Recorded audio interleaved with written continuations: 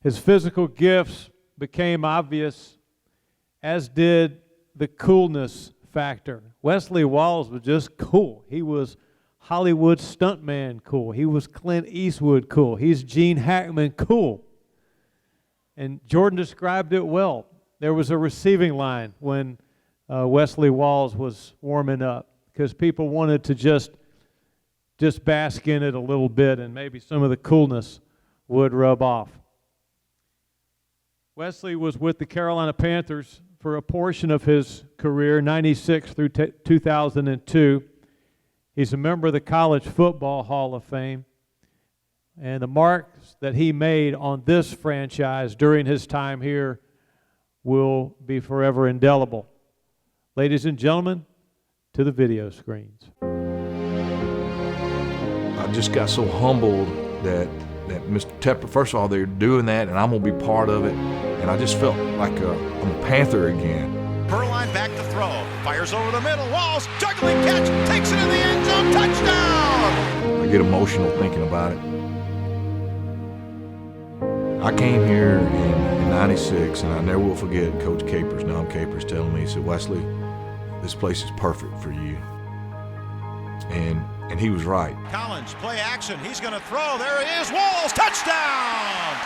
Wesley Walls, there wasn't anybody near him. Touchdown to Wesley Walls in the middle of the end zone. Floats it in the right corner. Walls, diving catch. He's got a touchdown. I really wasn't Wesley Walls till I moved here to Carolina. When you talk about what all happened here in such a short time, what made me me was the opportunity to play for the Carolina Panthers. Long count by Collins.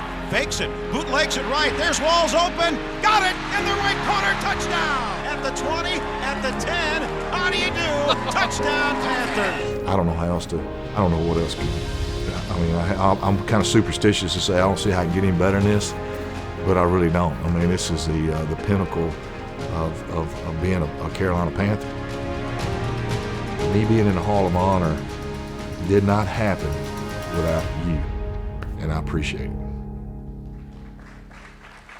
Marty Herney, please come up here as we help induct the Panthers rock star tight end, Wesley Walls.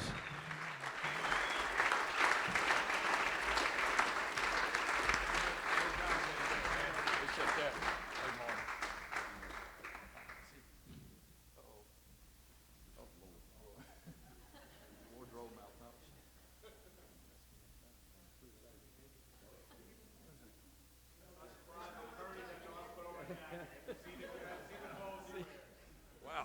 Thank you, Marty. I tell you,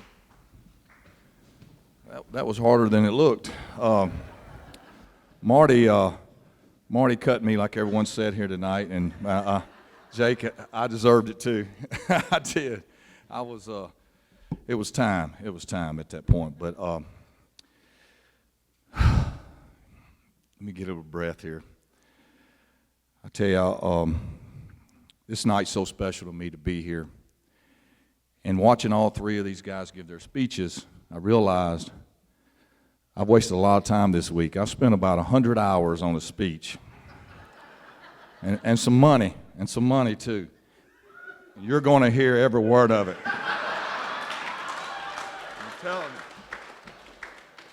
you. Every word. And I'm a little older than everyone, so the font, you might be able to see it from out there.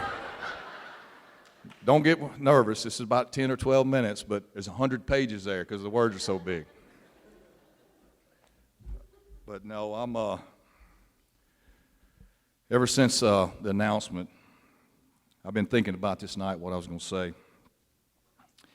And I have to write it down because just like Jake and everyone, you've heard we've been crying all week. Every time we see each other or have some event, we've been crying. And there really aren't any words to express the gratitude that I feel tonight. But maybe this special speech that I spent 2 weeks on will come close. But, someone once said, home is where your feet may leave, but not your heart. And though I didn't become a Panther here till my 8th year in the NFL, my path to this podium tonight, it never really took off until I stepped off the plane in Charlotte in 1996. However, the journey began long before that day. And like most things that are worthwhile, it was a struggle. It always felt like a struggle. This feels like a struggle, sort of. But I'm glad to be here. But I want you to understand, I want to tell you a story. To understand what I mean by struggle, I need to take you back to when I was a kid in Mississippi. My first introduction into organized sports, football, was my mother taking me to a punt, pass, and kick competition when I was 11 years old. I won my age group, and that's how I became a quarterback when I started football in the 7th grade. After a promising start, I got some quarterbacks here tonight. Starting in the 9th grade, after a great season, my coach left, and we had a new coach, and he's installed the single wing tee. So my passing days as a quarterback were over. And you saw me fall down about 100 times in that film. I'm not a good runner, not at all. But and I struggled. My parents, they separated my junior year. And after the season, I moved in with my dad and transferred to our biggest rival, our high school rival, Pontotoc High School. My old school sued me and my family, and they won. Ruled it an athletic transfer, and I had to sit out spring sports. Now picture this. When I left South Pontotoc, I was 6'2", 200-pound quarterback. By the next football season, in 7 months in the weight room, I had grown 2 inches, put on 30 pounds, and was switched from quarterback to fullback in a wishbone offense. It was a struggle. Struggle was preparing me, though. It was forcing me to be ready for the next step. Despite my position change, though, I still kind of got recruited a lot and chose Ole Miss, became the Rebel starting defensive end, and I was pretty good. I mean, hey, how many NFL tight ends can say they've tackled both Bo Jackson and Herschel Walker? That was fun. It hurt a little bit. But Ole Miss was pretty good, too. We were a pretty good team. We get slapped with probation my junior year. All our coaches were fired, not all of them. The head coach survived. We got a new offensive coordinator. And I remember in spring practice, a new coach, Red Parker, he saw me in practice. He said, "Wesley, have you ever played tight end?" I said, "Yes, sir, Coach." In the Mississippi High School All-Star game, the tight end got hurt and they asked me to play. He said, "How'd you do?" I said, "Well, I caught 7 for 97 and a touchdown, Coach." He said, "Give me a couple of weeks and I can put you in the league, NFL." Well, about 8 months later, and playing and starting both ways on offense and defense, I was named first team AP All-America tight end, and I was ready for the pros. And I thought I had a dream job. I got drafted by the 49ers. We went right to the Super Bowl, championship playoffs every season, but it was a roller coaster of ups and downs, more injuries than I ever cared to talk about, but I just never felt comfortable in San Francisco when it showed up in my play. But it was making me stronger, and I did learn a few things from the likes of Joe Montana, Jerry Rice, Ronnie Lott. I learned about work ethic, commitment. Also learned about respect. But I did learn how to long snap, and come to find out, that saved my career. Saints called, wanted me to long snap. I go down to New Orleans, they start putting me in at tight end, and I caught 11 passes in 5 years in San Francisco and almost 200 in New Orleans. But they didn't want me. They didn't want to renew my contract. And at 12:01 on the first day of free agency, 12:01 a.m., a call from the Carolina Panthers changed my life, my football career, and my family forever. All the struggles seemed to, Christy and I, we were excited to be here. I'd played with Sam Mills in New Orleans 1 year, and I admired him as a player and a man like we all do. But he told me how much he loved the Panthers. And I remember sitting down on that trip with Bill Poley and Dom Capers, Don Bro, talking about the Panthers community and the fans and what a great fit it would be for me. Coach Capers kept raving about a young quarterback, just drafted, Kerry Collins. Told me he'd catch a lot of balls. He loves to play action. You can catch a lot. Kerry, you're here tonight, man. I can't thank you enough to being here, man. We had a special relationship on and off the football field. I'm so proud of your career, 17 years. He threw for more yards than Johnny Unitas and Joe Montana. That's a hell of a career. Appreciate you being here, buddy.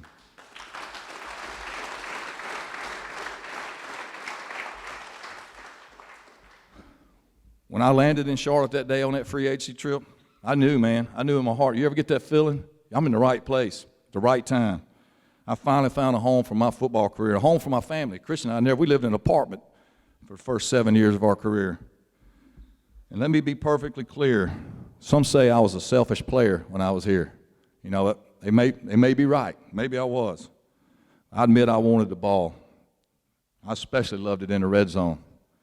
And when Kerry Collins and Steve Berline would call a play, call my number, and they look you in the eye with that, I need you on this play, man. Even maybe whisper it to you. My heart raced, man. There's nothing but more special than that.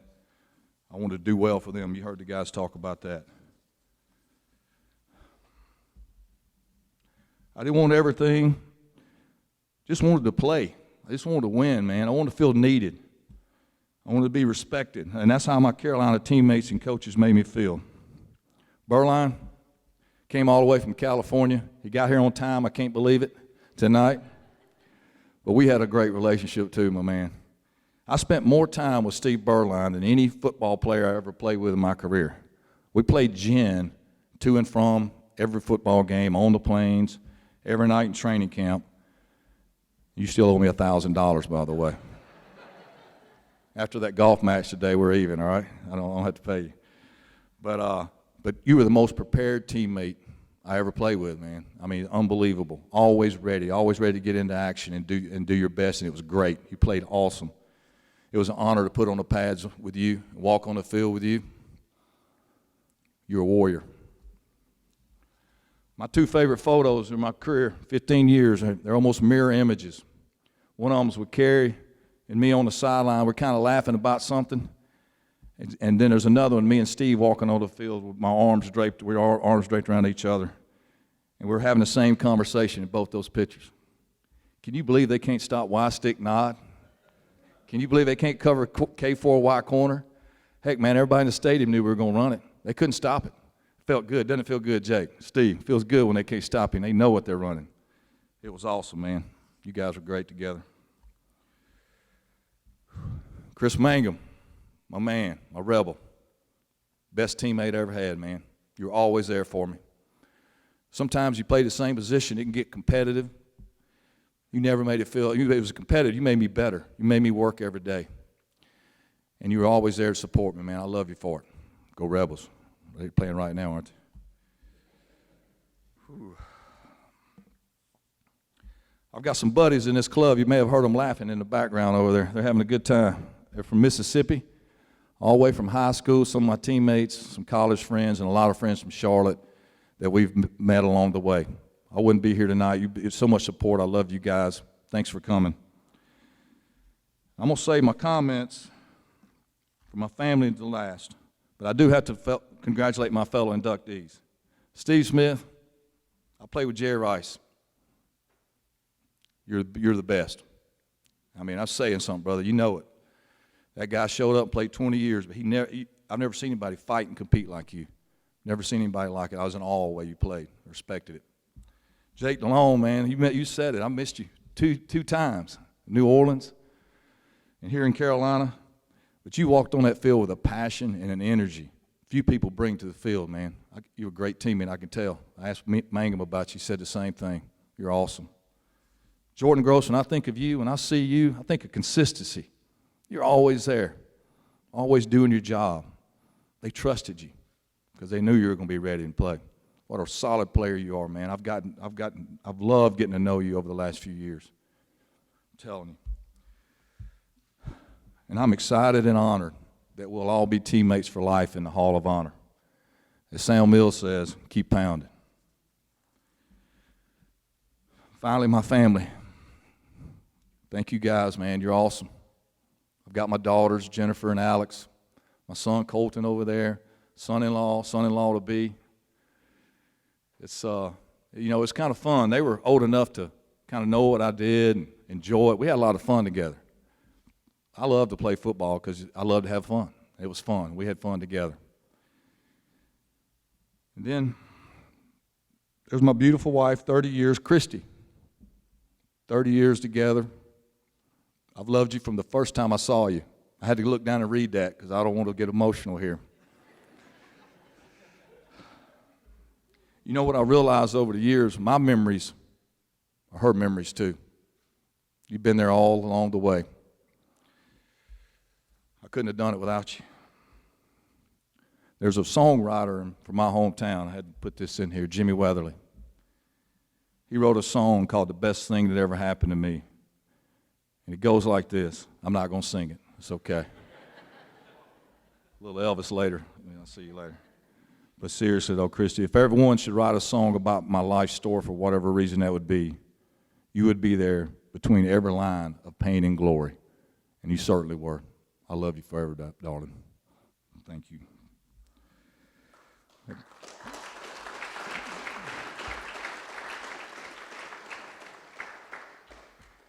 Some of you may know about my mother's battle with cancer. She's too weak to be here tonight. She's fighting back in Mississippi. She's a tough lady, had a tough life. She lost both her parents early, kept her siblings and her family together. She's always been determined to have a family of her own. She wouldn't have missed this if she could be here. I was going through some of her stuff the other day, and there was a newspaper article where a reporter had interviewed her and asked her, what was Wesley like as a kid? What'd you do to motivate him? What'd you teach him? My mother said, I really didn't have to teach Wesley much. He would set his clock in the morning and get up for school. He studied hard, got good grades, even was the valedictorian of his class. He'd get himself to practice for all the sports he played. But I do remember one time, his first day of school, he was scared. And I knew it. And I told him, I said, look, Wesley, I'm going to send a little bird to sit outside that window today and watch you and report back on how you're doing.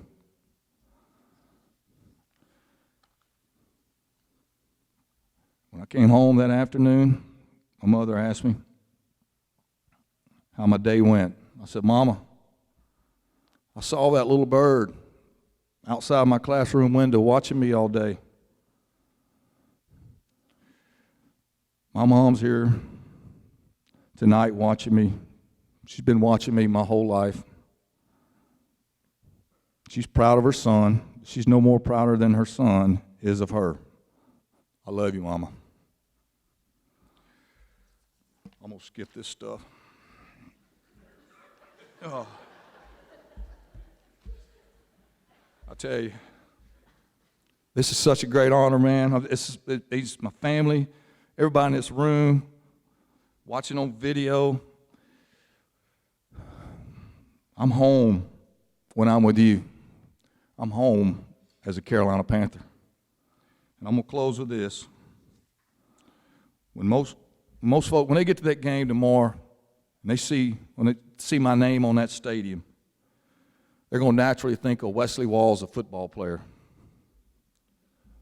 When I saw it, when I see it, I'm going to think of Kerry Collins, Steve Berline, Chris Mangum, Coach Don Bro, countless teammates, Steve Smith, coaches, friends, and family that helped me along the way.